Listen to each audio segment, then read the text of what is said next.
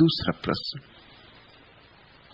अपने भीतर झांकने पर मुझे लगा है कि मेरी अनेक वासनाएं रुग्ण हैं, बीमार हैं, विशेषकर नकारात्मक वासनाएं। तो क्या वासनाएं भी स्वस्थ और रुग्ण होती हैं? और क्या बताने की कृपा करेंगे कि स्वस्थ और रुग्ण वासनाओं में फर्क क्या है? वासना स्वाभाविक है, प्रकृति की भेंट है, परमात्मा का दान है। वासना अपने आप में बिल्कुल स्वस्थ है। वासना के बिना जी ना सकोगे, एक क्षण न जी सकोगे। सच तो यह है, संसार के पुराने से पुराने शास्त्र एक बात कहते हैं, परमात्मा अकेला था, उसके मन में वासना जगी कि मैं दो हूं, इससे संसार पैदा हुआ। परमात्मा में भी वासना जगी कि मैं दो हूं, कि मैं अनेक हूं, कि मैं फैलूं, विस्तीर्ण हूं, तो संसार पैदा हुआ। हम परमात्मा की ही वासना के हिस्से, उसकी ही वासना की किरणें। इसलिए पहली बात, वासना स्वाभाविक है, वासना प्राकृतिक है, नैसर्गिक है। वासना बुरी नहीं है, पाप नहीं। जिन्होंने तुमसे कहा वासना पाप है, वासना बुरी है, वासना से बचो, वासना से हटो, वासना से भागो, वासना को दबाओ, काटो, मारो, उन्होंने वासना को रुग्ण कर दिया। दबाई गई वासना रुग्ण हो जाती, जो भी दबाया जाएगा वही जहर हो जाता है। दबने से मिटता तो नहीं, भीतर भीतर सरक जाता है। उसकी सहज प्रक्रिया समाप्त हो जाती, क्योंकि तुम उसे प्रकट नहीं होने देते। वो फिर असहज रूप से प्रकट होने लगता है, और असहज रूप से जब वासना प्रकट होती है तो विकृति, तो रोग, तो रुग्ण। तो तुमने एक सुंदर वस्तु को कुरूप कर डाला। वासना तो परमात्मा की दी हुई है, विकृति तुम्हारे महात्माओं की दी हुई है। महात्माओं से सावधान, अपने परमात्मा को महात्माओं से बचाओ। तुम्हारे महात्मा परमात्मा के एकदम विपरीत मालूम होते, और तुम्हें यह समझ में आ जाए कि तुम्हारे महात्मा परमात्मा के विपरीत हैं, तुम्हें यह दिखाई पड़ जाए कि जो परमात्मा ने दिया है स्वाभाविक सरल, जो जीवन का आधार है, उसे नष्ट करने में लगे, तो तुम्हारे जीवन से रुग्णता समाप्त हो जाएगी, वासना का रोग विलीन हो जाएगा, विकृति विदा हो जाएगी। समझो, काम वासना है, स्वाभाविक है, तुमने पैदा नहीं की है, जन्म के साथ मिली है, जीवन का अंग है, अनिवार्य अंग है। तुम्हारे मां और पिता को काम वासना न होती तो तुम न होते। इसलिए शास्त्र ठीक ही कहते हैं कि परमात्मा में वासना उठी होगी तभी संसार हुआ। तुम्हारे मां और पिता में वासना न उठती तो तुम न होते। तुम में वासना उठेगी तो तुम्हारे बच्चे होंगे। ये जो जीवन की श्रृंखला चल रही है, जो जीवन का सातत्य है, ये जो जीवन की सरिता बह रही है, इसके भीतर जल वासना का है। वासना बुरी नहीं हो सकती, क्योंकि जीवन बुरा नहीं, जीवन प्यारा है, अति सुंदर है। लेकिन वासना को दबाने में लग जाओ और विकृति शुरू हो जाती है। वासना के ऊपर चढ़ के बैठ जाओ, उसकी छाती पे बैठ जाओ, उसको प्रकट न होने दो, उसको दबाओ, काटो, छांटो, कि बस फिर विकृति शुरू होती, फिर अड़चन शुरू होती, फिर वासना ऐसे ढंग से प्रकट होने लगती है जो कि स्वाभाविक नहीं। जैसे एक सुंदर स्त्री को देखकर तुम्हारे मन में अहोभाव का पैदा होना जरा भी अशोभन नहीं है। सुंदर फूल को देख के तुम्हारे मन में अगर ये भाव उठता है सुंदर है, तो कोई पाप तो नहीं। चांद को देखकर सुंदर है तो पाप तो नहीं। तो मनुष्य के साथ ही भेद क्यों करते हो? सुंदर स्त्री सुंदर पुरुष को देखकर सौंदर्य का बोध होगा, होना चाहिए। अगर तुम में जरा भी बुद्धिमत्ता है तो होगा, अगर बिल्कुल जड़ बुद्धि हो तो नहीं होगा। इसलिए सौंदर्य के बोध में तो कुछ बुराई नहीं है, लेकिन तत्क्षण तुम्हारे भीतर घबराहट पैदा होती कि पाप हो रहा है। मैंने इस स्त्री को सुंदर माना, ये पाप हो गया कि मैंने कोई अपराध कर लिया। अब तुम इस भाव को दबाते हो, तुम इस स्त्री की तरफ देखना चाहते हो और नहीं देखते। अब विकृति पैदा हो रही। अब तुम और बहाने से देखते हो, किसी और चीज को देखने के बहाने से देखते हो। तुम किसको धोखा दे रहे हो? या तुम भीड़ में उस स्त्री को धक्का मार देते हो, ये विकृति है।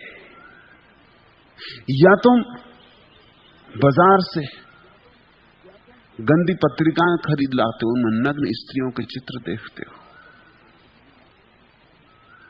ये विकृति है। और ये विकृति बहुत भिन्न नहीं है जो तुम्हारे ऋषि मुनियों को होती रही।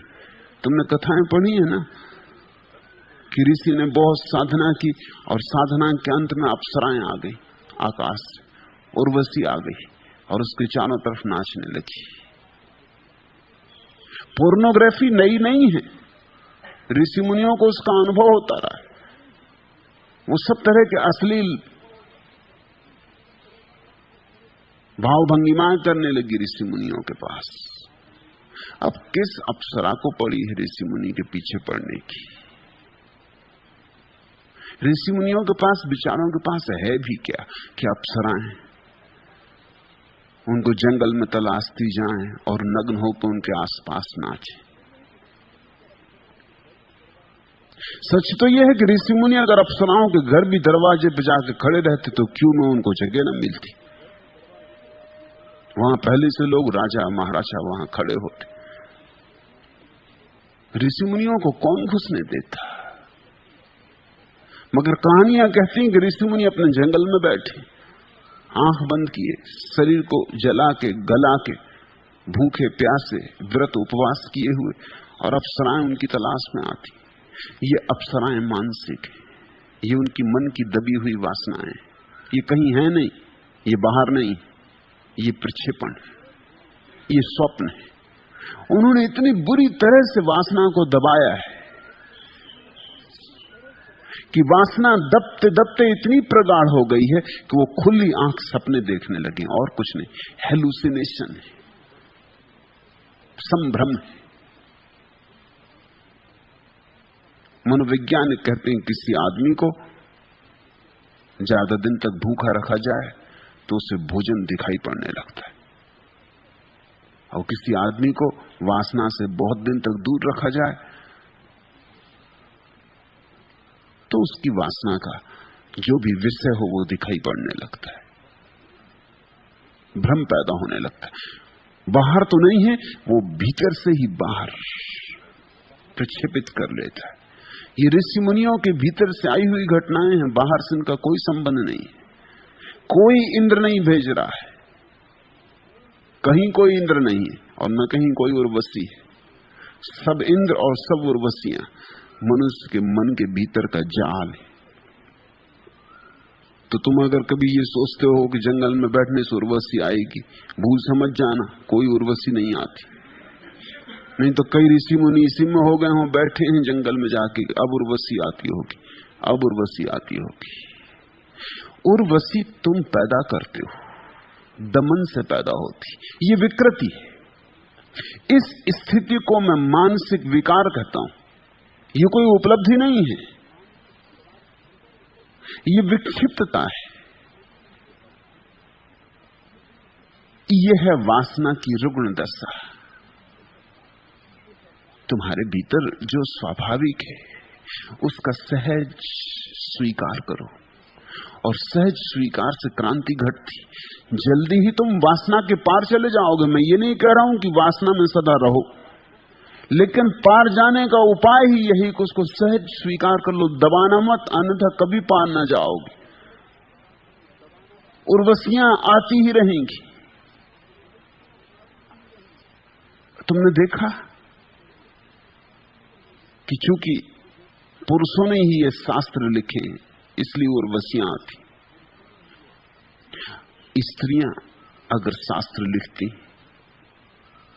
और स्त्रियां अगर साधनाएं करती जंगलों में पहाड़ों में, तुम क्या समझते हो उर्वशी आती?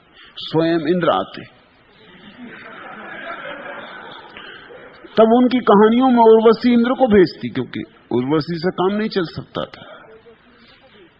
जो तुम्हारी वासना का विषय है वही आएगा।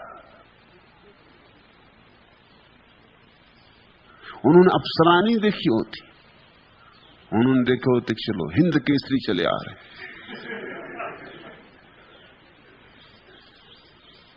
कि विश्व विजेता मोहम्मद अली चले आ रहे। स्त्रियां देखती उस तरह के सपने कि कोई अभिनेता चला आ रहा है। कल्पना तुम्हारी। मनुष्य वासना के पार निश्चित जा सकता है, जाता है, जाना चाहिए, मगर वासना से लड़के कोई वासना के पार नहीं जाता। जिससे तुम लड़ोगे उसी में उलझे रह जाओगे। दुश्मनी सोच समझ के लेना, क्योंकि जिससे तुम दुश्मनी लोगे उसी जैसे हो जाओगे। ये राज की बात समझो। मित्रता तो तुम किसी से भी करो तो चल जाएगी, मगर दुश्मनी बहुत सोच समझ के लेना, क्योंकि दुश्मन से हमें लड़ना पड़ता है, और जिससे हमें लड़ना पड़ता है हमें उसी की तकनीक, उसी के उपाय करने पड़ते। हिटलर से लड़ते वक्त चर्चिल को हिटलर जैसा ही हो जाना पड़ा, इसके सिवाय कोई उपाय न था। जो गधड़ी हिटलर कर रहा था वही चर्चिल को करनी पड़ी। हिटलर तो हार गया, लेकिन हिटलरवाद नहीं हारा, हिटलरवाद जारी है। जो जो हिटलर से लड़े वो ही हिटलर जैसे हो गए, जीत गए, मगर जब तक जीते तब तक हिटलर उनकी छाती पे सवार हो गया। जिससे तुम लड़ते हो स्वभावता उसके जैसा ही तुम्हें हो जाना पड़ेगा। लड़ना है तो उसके रीति रिवाज पहचानने होंगे, उसके ढंग ढोल पहचानने होंगे, उसकी कुंजियां पकड़नी होंगी, उसके दांव पैंच सीखने होंगे। उसी में तो तुम उस जैसे हो जाओगे। दुश्मन बड़ा सोच के चुनना। वासना को अगर दुश्मन बनाया तो तुम धीरे धीरे वासना के दलदल में ही पड़ जाओगे, उसी में सड़ जाओगे।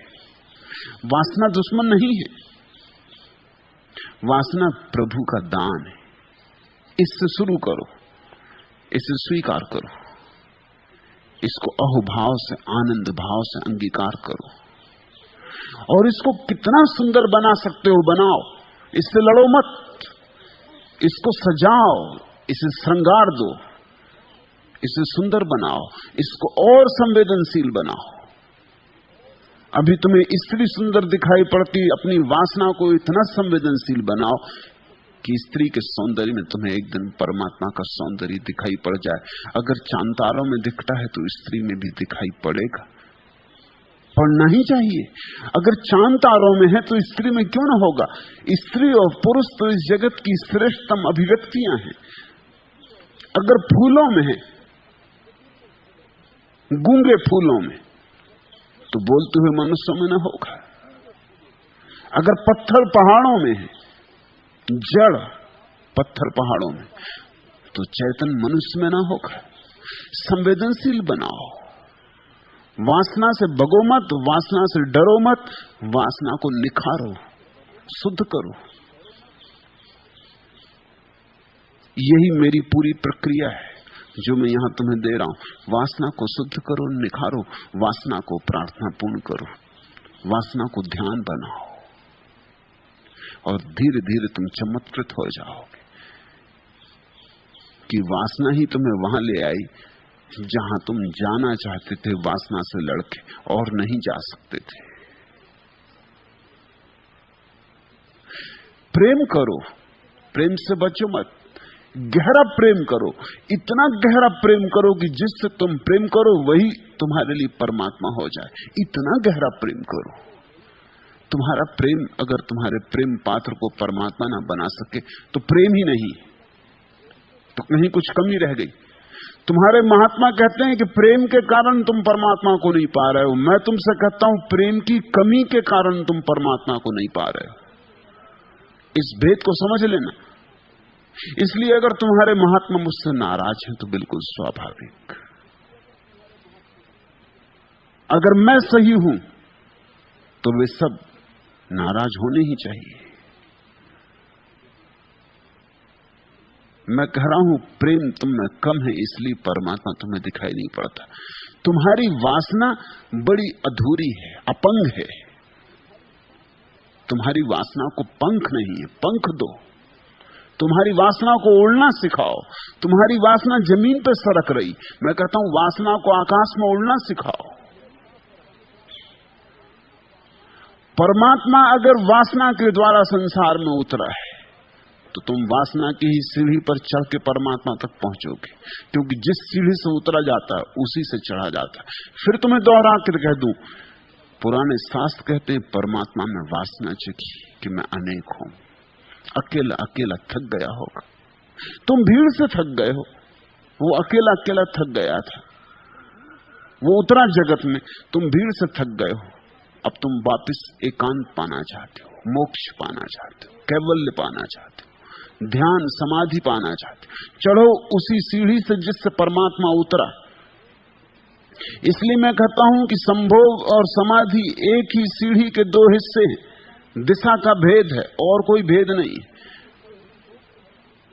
परमात्मा उतरा है समाधि से संभोग की तरफ तो संसार बना है, नहीं तो संसार नहीं बन सकता था। तुम चलो संभोग से समाधि की तरफ तो तुम संसार से मुक्त हो जाओगे। उसी सीढ़ी से चलना होगा और कोई सीढ़ी नहीं। तुम जिस रास्ते से चल के मुझ तक आए हो, घर जाते वक्त उसी रास्ते से लौटोगे ना। तुम ये तो नहीं कहोगे कि इस रास्ते से तो हम अपने घर से दूर गए थे, इसी रास्ते पर हम कैसे आज। तुम जानते हो कि तर्क भी तुम्हें घर वापस ले जाएगा, सिर्फ दिशा बदल जाएगी, चेहरा बदल जाएगा। अभी यहां आते तरफ पीठ थी, जाते वक्त घर की तरफ मुंह हो जाएगा।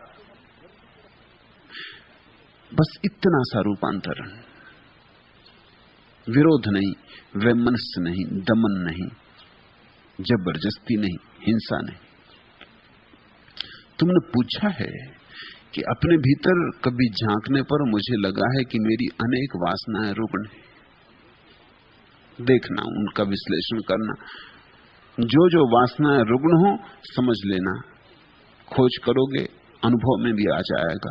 वे ही वासनाएं हैं जिन जिन को तुमने दबाया है या जिन जिन को तुम्हें सिखाया गया दबाओ, वे रुग्ण हो गई। उन्हें अभिव्यक्ति का मौका नहीं मिला। ऊर्जा भीतर पड़ी पड़ी सड़ गई। ऊर्जा को बहने दो। झरने रुक जाते तो सड़ जाते, नदी ठहर जाती तो गंदी हो जाती। स्वच्छता के लिए नीर बहता रहना चाहिए। बहते नीर बनो, पानी बहता रहे, बहाव को अवरुद्ध मत करो, नहीं तो तुम बीमार वासनाओं से घिर जाओगे। और बीमार वासनाएं हो तो आत्मा स्वस्थ नहीं हो सकती। वे बीमार वासनाएं आत्मा के गले में पत्थर की चट्टानों की तरह लटकी रहेंगी। आत्मा उठ नहीं सकती आकाश में। वे बीमार वासनाएं घाव की तरह होंगी, उनसे मवाद रिश्ती रहेगी। पूछा तुमने तो क्या वासनाएं भी स्वस्थ और रुग्ण होती हैं? निश्चित ही। स्वीकृत वासना, अहोभाव से अंगीकृत वासना स्वस्थ होती, अस्वीकृत वासना, इंकार की गई वासना अस्वस्थ हो जाती। और जिसे तुम इंकार करते हो वो बदला मांगती, वो प्रतिरोध करती और प्रतिशोध चाहती। जितना तुम दबाते हो उतनी वो धक्के मारती कि मैं प्रकट होकर रहूंगी। इसलिए अक्सर ऐसा हो जाता है कि तुम्हारे तथाकथित साधु सन्यासी सिवाय रुग्ण वासनाओं की गठरी के और कुछ नहीं रह जाते। अगर उनके मन की तुम जांच पड़ताल करो तो बड़े चकित हो जाओ, वहां सिर्फ रुग्ण वासनाएं। अगर तुम उनके सपनों में झांको तो बहुत भयभीत हो जाओ, उससे बेहतर सपने तुम देखते हो। इस बात का तुम्हें शायद पता न हो कि साधारण जन गंदे सपने नहीं देखते या बहुत कम देखते, लेकिन जिनको तुम साधु पुरुष कहते हो उनके सब सपने गंदे होंगे ही, क्योंकि दिन भर जिसको दबाया है वो रात बदला लेता है। इसलिए तो साधु सन्यासी सोने से डरने लगते, नींद कम करने लगते, 5 घंटे सो, 4 घंटे सो, 3 घंटे। जो साधु जितना कम सोता है लोग कहते हैं हाँ ये साधु 2 ही घंटे सोता है, मगर ये नींद से डरता क्यों है, इतनी घबराहट क्या है? नींद जैसी सुखद प्रक्रिया, नींद जैसी शांत प्रक्रिया। पतंजलि ने तो कहा है समाधि और सुसुप्ति एक जैसे, गहरी नींद समाधि जैसी ही है, जरा सा फर्क है। इतना सा फर्क है कि समाधि में आदमी जागा होता है और नींद में सोया होता है, मगर दोनों दशाएं एक जैसी, क्योंकि दोनों ही स्थिति में मन शांत हो गया होता है, विचार विलीन हो गए होते, निर्विचार दशा आ गई होती। सुसुप्ति में भी तुम परमात्मा में गिर जाते हो, रोज गिरते हो। इसलिए तो गहरी नींद के बाद सुबह ताजापन लगता है, पुनरुज्जीवन मालूम होता है, फिर लौट आए ताजे होकर, किसी ऊर्जा के स्रोत में नहा के लौट आए। कुछ पता नहीं कहां गए, कैसे गए, मगर गए, होश नहीं था लेकिन गए। सुसुप्ति है सोए सोए परमात्मा में प्रवेश, और समाधि है जागे जागे परमात्मा में प्रवेश। प्रवेश तो एक ही है, द्वार एक ही है, सिर्फ इतना ही फर्क है, एक में नींद है, एक में जागरण है। लेकिन तुम्हारे साधु सन्यासी बड़े घबराते नींद से, बड़े उपाय करते रहते कि किस तरह न सोएं। उनका भय क्या है? उनका भय विचारों का है, यही है। वो दया योग्य, जो सो भी नहीं सकते शांति से, उन पर दया न करो तो और क्या करो। उनकी कठिनाई यही है कि दिन भर जो जो दबाया है, समझो कि दिन भर उपवास किया, तो वो रात डरते कि जब वो सोएंगे तब राजमहल में निमंत्रण मिलने ही वाला है, वो बच नहीं सकेंगे। राजा भोज देने वाला है सपने में, और वहां सभी तरह के मिष्ठान होंगे और सब तरह के भोजन होंगे। दिन भर सोचा वही है, लड़े उसी से। तुम भी उपवास करके देखो, जिस दिन उपवास करते हो उस दिन भर भोजन करना पड़ता है, बार बार भोजन की याद आती। राह से गुजरते हो उस दिन फिर जूते की दुकानें नहीं दिखती बाजार में, कपड़े की दुकानें नहीं दिखती उस दिन बाजार में, उस दिन रेस्तरां और होटल बस यही दिखाई पड़ते। सब तरफ से भोजन की गंध तैरती आती, ये पकोड़े चले आ रहे, ये भजिए चले आ रहे हैं, सारा जगत भोजन बन जाता है। जिसे देखते हो वही याद दिलाता है, भोजन की याद दिलाता है। रोज इसी रास्ते से निकलते थे, मगर तब ये नहीं हुआ था। रोज भोजन किए निकले थे, कुछ दबाया नहीं गया था, कोई रुग्ण नहीं था। अगर दिन भर तुम लड़े हो कि कहीं स्त्री का प्रभाव न पड़ जाए, और साधु किस तरह से लड़ते हैं जिसका हिसाब नहीं, स्त्री दिखाई ना पड़ जाए तो आंख झुका के चलो, जहां स्त्री बैठी हो उस जगह पे मत बैठ जाना। स्त्री जा भी चुकी है मगर उसकी जगह पे मत बैठ जाना, वो इस जगह ही खतरनाक हो गई। तो साधु अपना आसन लेके साथ चलते हैं कि कहीं कोई किसी के आसन पर बैठना पड़े, पता नहीं कोई स्त्री पहले बैठी रही हो, फिर कहीं रोग लग जाए। अपना आसन साथ रखते हैं, अपनी पिच्छी साथ रखते हैं, जहां बैठते वहां पहले सफाई कर ली, फिर बैठ गए, देख के कि अब कोई खतरा नहीं। ऐसे डरे हुए लोग दया योग्य, इनका जीवन नहीं है, जिसको मनोवैज्ञानिक कहते हैं पैरानोया, भयाक्रांत, कप रहे हैं, 24 घंटे कप रहे हैं कि कहीं कुछ गड़बड़ ना हो जाए। और जिससे तुम डरे हो उसकी याद बनी रहती, वो सब जगह से दिखाई पड़ता है। कोई हिप्पी चला जा रहा है, लंबे बाल, तुम्हारे मुनि महाराज को स्त्री दिखाई पड़ेगी, पुरुष नहीं दिखाई पड़ सकता। ऐसा मैं अनुभव से कह रहा हूं। मैं एक साधु के साथ बैठा था गंगा के किनारे, बचपन के मेरे मित्र। फिर मैं असाधु हो गया, वो साधु हो गए, दोनों बैठे बात कर रहे थे। उनकी आंखें बार बार तट पर कोई स्नान करने आया उस तरफ जाने लगी। मैंने भी देखा कौन है, देखा कि स्त्री स्नान कर रही। मैंने उनसे कहा कि ये बात आगे नहीं चल सकेगी, तुम्हारा ध्यान बार बार स्त्री की तरफ जा रहा, तुम जाकर उससे देखिए आओ। पीठ थी हमारी तरफ, वो गए, वहां से सिर ठोंकते लौटे कि स्त्री है ही नहीं, वो सिर्फ बाल लंबे, कोई पुरुष है मगर पीछे से लंबे बाल। वासना दबाई हो जिसने, उसके लिए बड़ी कठिनाइयां हैं। उसे कोई छोटी मोटी चीज भी प्रतीक बन सकती। फ्रायड ने इस संबंध में बड़ी खोज की। जिन लोगों ने अपनी वासना को दबा लिया है, उन्हें स्त्रियां तो दूर, स्त्री की साड़ी लटकी हो उसमें भी रस होता है।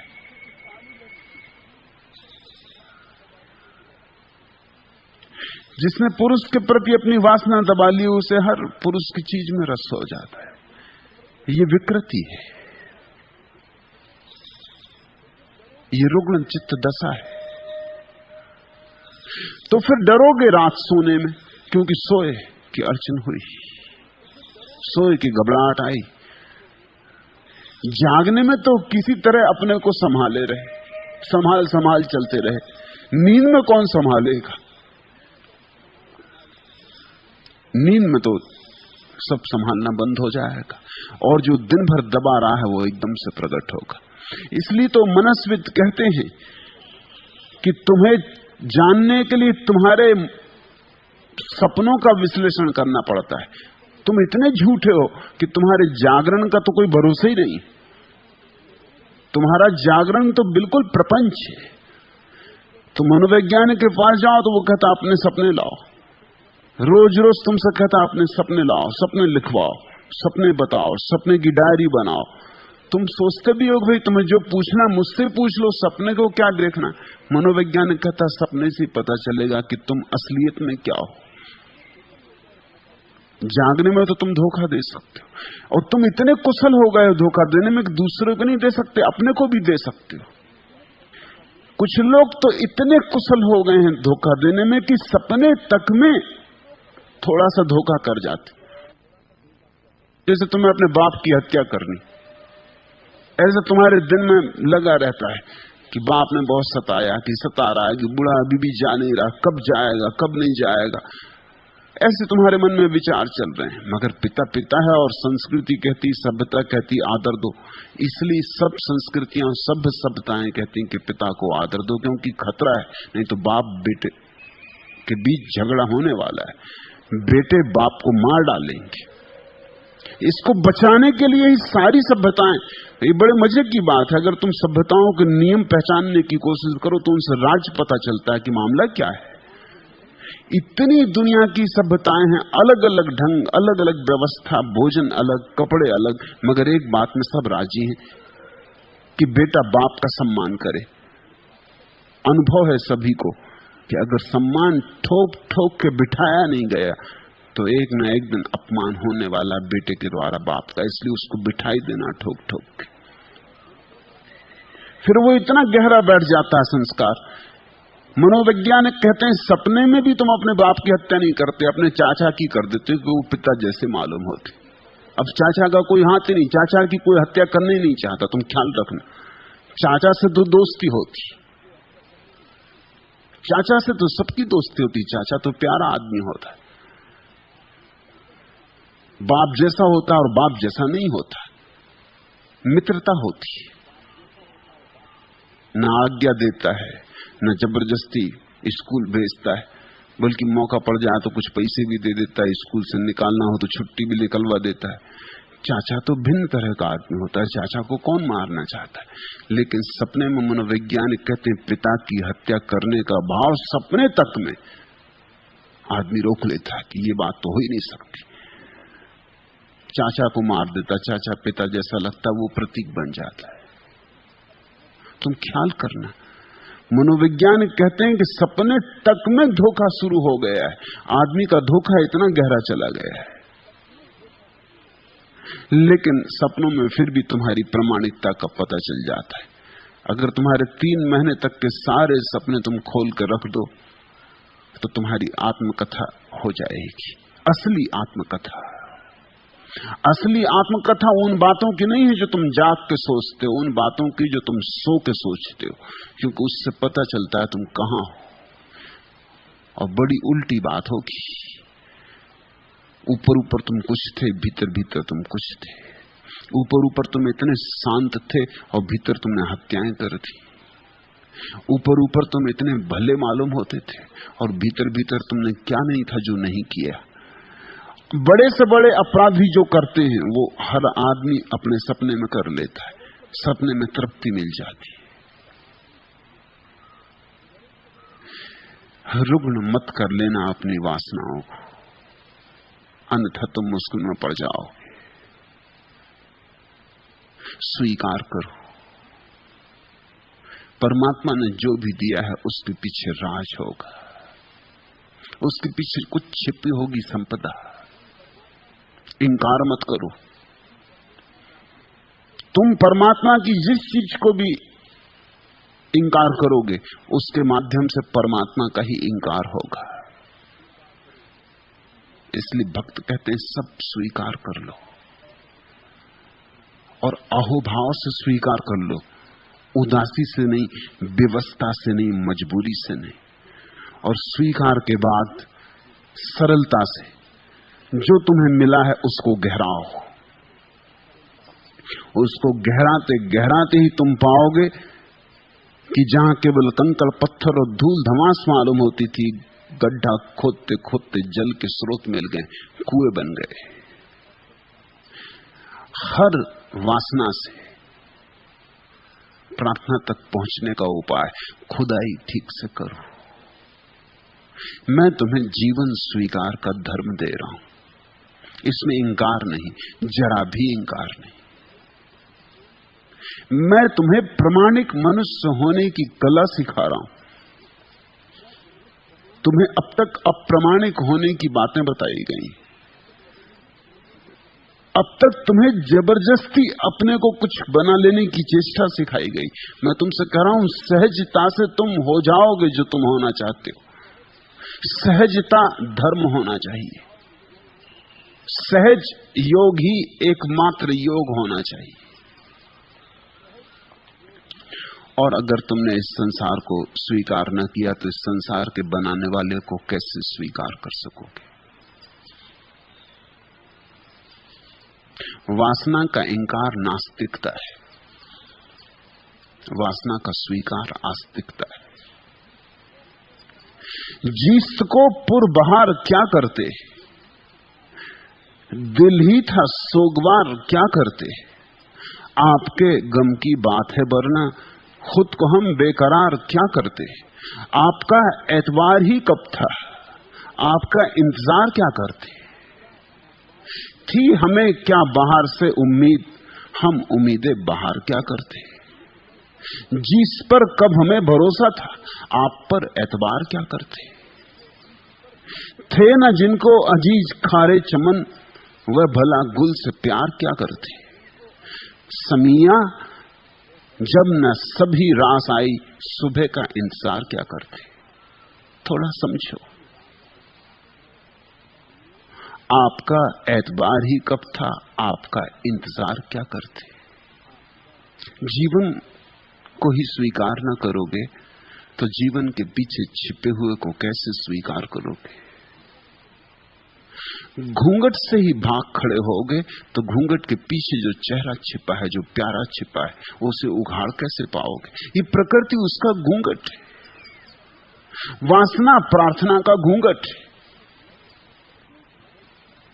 ये सब रूप रंग उस अरूप और अरंग का घूंघट है।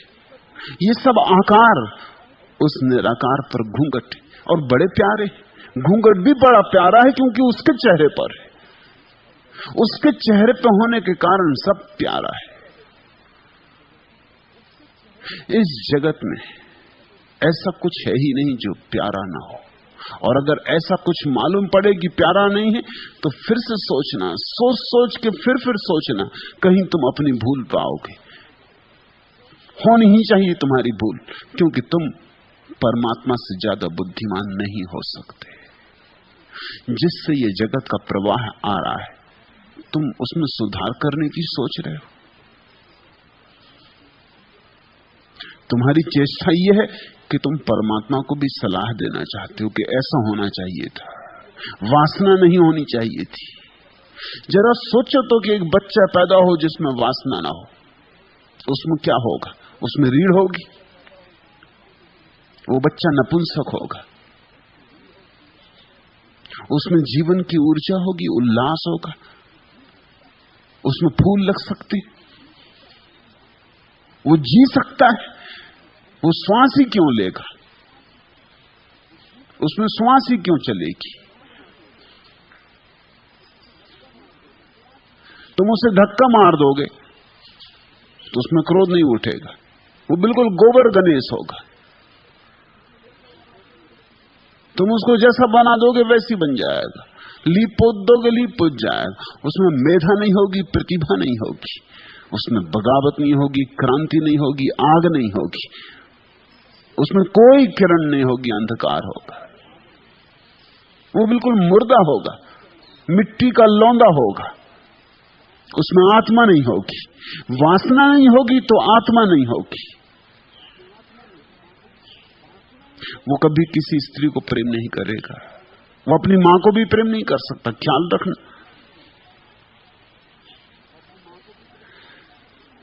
बच्चे का मां से प्रेम संसार में पहली स्त्री से प्रेम। और मनस्वित कहते हैं कि आदमी अपने बुढ़ापे तक भी अपने मां के प्रेम से मुक्त नहीं हो पाता। वो अपनी पत्नी में भी अपनी मां ही खोजता है। बहुत गहरे में मां की खोज चलती, इसलिए तो पुरुष स्त्रियों के स्तन में इतने उत्सुक होते। वो मां की खोज है और कुछ नहीं। स्तन यानी मां का प्रतीक है। वो बच्चे ने पहली दफा जाना था स्त्री का रूप, पहली दफा स्तन ही जाने थे उसने, स्त्री तो बाद में जानी, स्तन पहले जाने।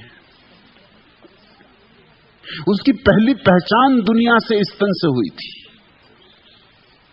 स्तन ही भोजन थे, स्तन ही उसके लिए प्रेम थे, स्तन ही उसकी सांत्वना थे।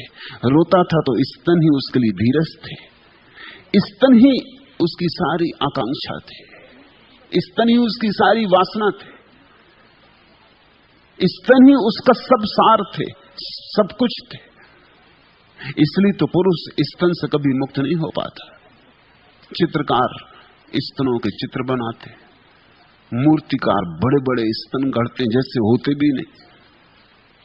खजुराहो और कोणार्क स्तनों के मंदिर है, स्तन ही स्तन।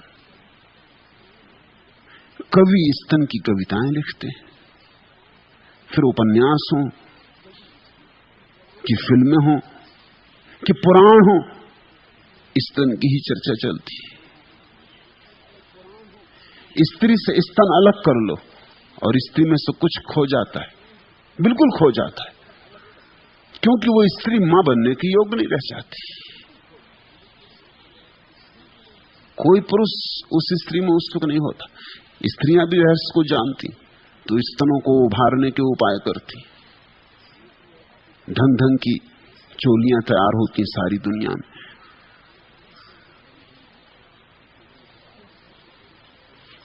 स्तन कैसे बड़े दिखाई पड़े, इसकी चेष्टा जारी रहती। झूठे स्तन बनाए जाते, स्तन जवान दिखाई पड़ते रहे। ये सब क्यों चलता है? इसके पीछे गौर से देखो। इसके पीछे यही है कि बच्चे का पहला अनुभव स्तन से हुआ था। स्तन उसका जगत का सबसे प्राथमिक अनुभव है और सबसे बहुमूल्य अनुभव है। फिर मां को पहचानना, फिर मां से पहचान उसकी पहली स्त्री की पहचान थी। यही उसके गहरे में बैठ गई। मनोवैज्ञानिक कहते हैं इसलिए कोई पति अपनी पत्नी से कभी पूरा प्रसन्न नहीं हो पाता, क्योंकि कोई पत्नी कभी उसकी मां की प्रतिछवि नहीं हो पाती, कुछ ना कुछ कमी रह जाती। और कोई पत्नी उसकी मां बनने को आई भी नहीं। पति भी कह नहीं सकता कि मैं तुझमें मां खोज रहा हूं, क्योंकि वो उसके अहंकार के विपरीत जाता है। वो मालिक कैसे कह सकता है कि मैं मां खोज रहा हूं, लेकिन खोज मां रहा है। बूढ़ा से बूढ़ा आदमी मां की तलाश कर रहा है। और ठीक इसके विपरीत स्त्री बेटे की तलाश कर रही है। उपनिषदों में एक अद्भुत उल्लेख है। ऋषि उन दिनों आशीर्वाद देते थे। जब कोई नव विवाहित जोड़ा उनके पास आता तो वो जोड़े को आशीर्वाद देते थे कि तुम्हारे 10 पुत्र हों और अंततः तुम्हारा पति तुम्हारा 11वां पुत्र हो जाए। ये बड़ी अद्भुत बात है। अंततः उस दिन विवाह पूरा सफल हुआ, जिस दिन स्त्री मां हो जाएगी और पति फिर बेटा हो जाएगा। उस दिन विवाह सफल हुआ, फिर यात्रा पूरी हो गई, वर्तुल पूरा हो गया। जिस बच्चे में वासना नहीं होगी उसमें जीवन की ऊर्जा नहीं होगी। वो अपनी मां को प्रेम नहीं कर सकेगा, वो किसी स्त्री को प्रेम नहीं कर सकेगा, वो किसी पुरुष को प्रेम नहीं कर सकेगा, वो कोई मैत्री नहीं बना सकेगा, उसे फूलों में कोई सौंदर्य नहीं दिखाई पड़ेगा, चांद तारों में कोई रोशनी नहीं दिखाई पड़ेगी, उसे इस जगत में कोई काव्य दिखाई नहीं पड़ेगा, क्योंकि सब काव्य वासना से ही उमकता है। तुम क्या समझते हो फूल तुम्हारे लिए उगे हैं वृक्षों में कि तुम तोड़ो मंदिरों में चढ़ाओ? फूल तुम्हारे लिए नहीं उगे हैं, तुम्हारे मंदिरों में चढ़ने के लिए नहीं उगे। फूल वृक्ष की वासना का हिस्सा है। फूलों के द्वारा वृक्ष तितलियों को लुभा रहा है, मधुमक्खियों को लुभा रहा है। फूलों में वृक्ष ने अपने वीर अणु रखे हुए। मधुमक्खियों में, तितलियों में, उनके पंखों में, उनके पैरों में लग के वे वीर अणु मादा तक पहुंच जाएंगे। फूल तरकीब है, फूल जाल है। तुम सोचते हो कोयल जब कुहू कुहू पुकारती तो कोई भजन गा रही कि कोई अजान कर रही? वो अपने प्यारे को पुकार रही। और ध्यान रखना, जो कुहू कुहू कर रही है कोयल, वो नर कोयल है, वो स्त्री नहीं है। स्त्री तो चुपचाप बैठी, जैसी सभी स्त्रियां चुपचाप बैठती। वो पुरुष है जो चेष्टा कर रहा है। तुमने देखा वो जो मोर नाचता है वो पुरुष है, वो जो पंख फैलाता है वो पुरुष है। स्त्री के पास प्रकृति ने सुंदर पंख नहीं दिए, जरूरत नहीं, उसका स्तरण होना पर्याप्त है। जब दुनिया ज्यादा प्राकृतिक थी तो स्त्रियां गहने नहीं पहनती थी, पुरुष गहने पहनते थे। वही उचित है, वही होना चाहिए। ये तुम हिप्पी इत्यादियों को देखते ना, घंटी इत्यादि बांधे हुए कुछ, ये ज्यादा ठीक बात है। क्योंकि सारी प्रकृति इसके पक्ष में है कि पुरुष मोर सुंदर है, फूल सुंदर है, कोयल, नर कोयल की आवाज मधुर है। क्यों? वो स्त्री को लुभाना है। स्त्री तो स्त्री होने के कारण पर्याप्त है, कुछ और चाहिए नहीं। पुरुष पर्याप्त नहीं है, वो लुभाने जाएगा। तुम देखते मुर्गा कैसी छाती फैला के चलता, कलगी उठा के चलता। वो जब तुम भी कभी किसी के प्रेम में पड़ जाते हो, छाती ना भी हो तो कोर्ट में रुई भरवा लेते हो, मगर कलगी वगैरह ना हो तो साफा बांध लेते, उसमें कलगी निकाल लेते, बने मुर्गा चले। ये सारा जगत वासना का अद्भुत खेल है। बच्चा अगर वासना के बिना पैदा होगा, जिएगा ही नहीं, मर जाएगा। और जिसको जगत से प्रेम पैदा नहीं होगा, स्त्री का पुरुष से, पुरुष का स्त्री से, उसको परमात्मा की याद भी नहीं आएगी। क्योंकि प्रेम जब इस जगत में हम करते हैं और हारते, तब परमात्मा की याद आती। जरा समझने की कोशिश करना, इस जगत का कोई प्रेम जीत नहीं सकता, क्योंकि कोई प्रेम तुम्हारी प्रेम की आकांक्षा को तृप्त नहीं कर सकता। आकांक्षा बहुत बड़ी है, सागरों को पी जाए इतनी है, और यहां बूंदें तरसने से मिलती, वो भी नहीं मिलती। यहां हर बूंद जो तुम्हारे कंठ में पड़ती है, वस्तुतः तुम्हारी प्यास को और जगा जाती, घटाती नहीं। तो यहां तुम प्रेम में पड़ोगे और हारोगे। मैं तुमसे कहता हूं प्रेम में जरूर पड़ना, हारोगे नहीं तो तुम परमात्मा को कभी याद नहीं करोगे। हारे का हरि नाम। जब हार जाओगे, बुरी तरह हारोगे, यहां सब तरफ टटोलोगे और न पाओगे, और हर जगह से विषाद हाथ लगेगा, असफलता हाथ लगेगी। जहां जहां जाओगे वहीं से खाली हाथ लौटोगे। तब एक दिन असहाय अवस्था में आकाश की तरफ आंखें उठा के पुकारोगे कि अब बहुत हो गया, अब तो तू ही मिले तो कुछ हो।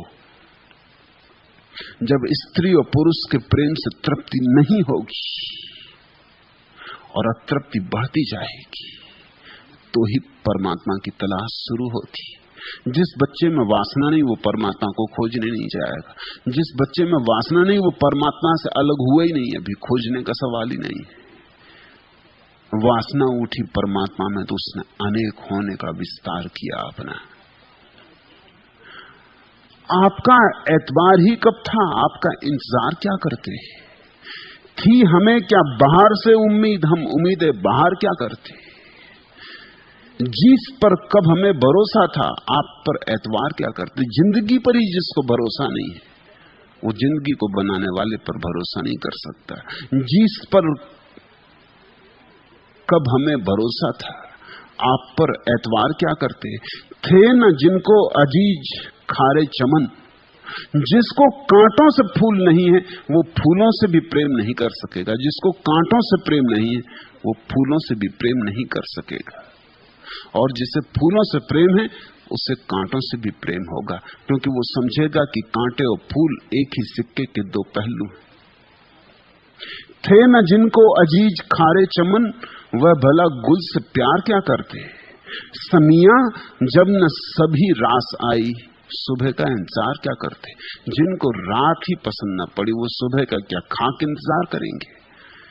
रात पसंद पड़े, रात प्यारी हो, तो सुबह की आशा जगती कि सुबह और भी प्यारी होगी, कि सुबह और विराट होगी, कि जब रात ही इतनी सुंदर है तो सुबह का क्या।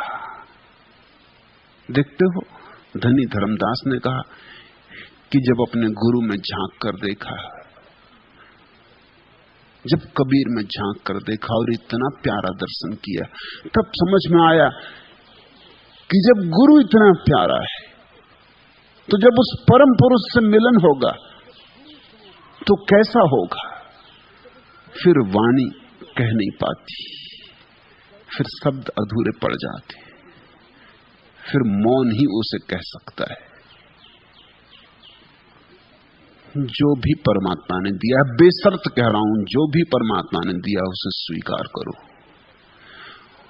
उसे अंगीकार करो, उसके साथ चलो और तुम्हारी वासना स्वस्थ रहेगी। और स्वस्थ वासना प्रार्थना तक पहुंचा देती, अनिवार्य रूपेण पहुंचा देती। विकृत वासना भटक गई, न घर के रहे न घाट के, धोबी के गधे हो जाते हैं लोग, न घर के न घाट के। संसार भी गया और निर्वाण का कुछ पता नहीं चलता। इसी मुसीबत में पड़े हुए तुम्हारे साधु सन्यासियों को मैं देखता हूं, वे निश्चिंत दया के पात्र हैं। उनके हाथ से सब चला गया, माया भी गई और राम मिले नहीं। माया मिली न राम, दुविधा में दो गए। दुविधा पैदा हो गई उनके मन में, यह चुनना है, यह छोड़ना है, यह पकड़ना है, यह हटाना। दुविधा पैदा हो गई, द्वंद्व पैदा हो गया। द्वंद्व वासना को रुग्ण कर देता है। निर्द्वंद जियो, अभय से जियो। परमात्मा तुम्हारा रक्षक है, इतना भय क्या, इतना घबराना क्या? उसने दिया है तो ठीक ही दिया होगा। इस आस्था से जियो और यही आस्था पहुंचाती है।